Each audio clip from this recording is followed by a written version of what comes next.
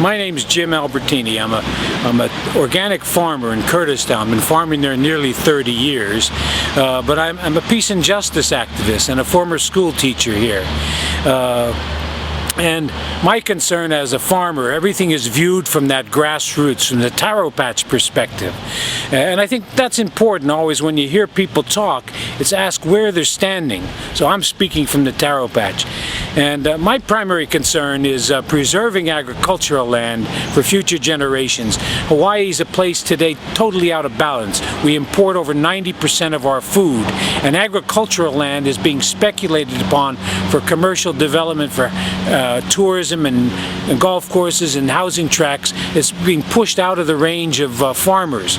There's an 11-acre parcel next to our farm that we're trying to get for future generations. It's $250,000 is the asking price. That's $23,000 an acre. An ordinary farmer trying to pay for that land is going to be a lot of debt, you know. It's going to be a hard problem. But I put everything in perspective of having been in Hawaii now 40 years, viewing it from the occupation of Hawaii, the independent nation with the U.S. Marines coming in here and overthrowing the legitimate government here and having a continuing occupation for 116 years, everything falls under that. That's resulted in the displacement of the people from the land, allowing development to run rampant, the military to come in, now the chemical companies like Monsanto for GMO, and all these big corporate tourists, the Sheratons, all these type of things to come in here. So Hawaii is out of control of the local people here, and I think the real solution, the best hope for preserving the environment as well as contributing something to a better world is in restoring the independent nation of Hawaii. So I side with them. It touches the issue on Mauna Kea too, with science overwhelming the spiritual concerns of the native people. That's a little summary overview of how I see things. Okay. How do you feel that this is going to, kind of resolve itself? Do you think that there is really a chance that the restoration of the Hawaiian government is a possibility, or what do you feel is going to be the direction to this thing? All right, that's a good question, and I like to take the wide-angle lens view of things. You know, I look back to the mid-1970s with the occupation of the island of Kaho'olawe by 9 Hawaiians who said the bombing of that island must stop. That's desecration of the sacred island. That was really the birth of this renaissance of identity of the Hawaiian people and really the nation of Hawaii, I think. That outgrowth today is reflected in a number of independence groups.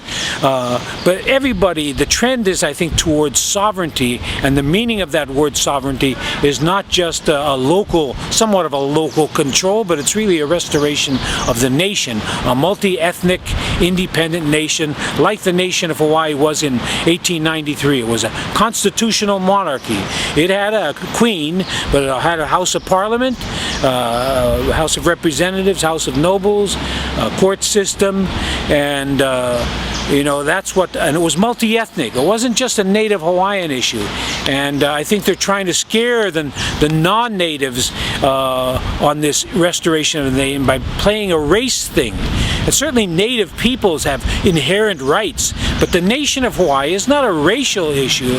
Just like the United States, there are people of multi-ethnic backgrounds part of the nation of the United States. The same was true for the nation of Hawaii. So we really need to see that Hawaii was an independent nation under occupation. It's a very unique situation, but the problem here is the occupation continues.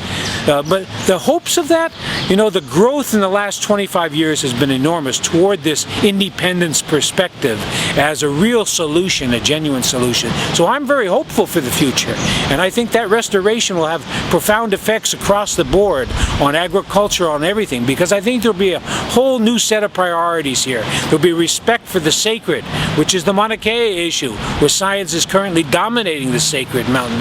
There will be the military won't be here. The U.S. military bombing our sacred mountains. An independent nation would not tolerate that. As far as the GMOs, these big chemical companies, that goes against the grain of the organic process, where the means and ends must cohere the way you grow your food. You don't put fish genes and scorpion genes into fruits and vegetables. That's against the nature. So I think the reinstated government of Hawaii will have a profound effect across the board for peace and for justice. Okay.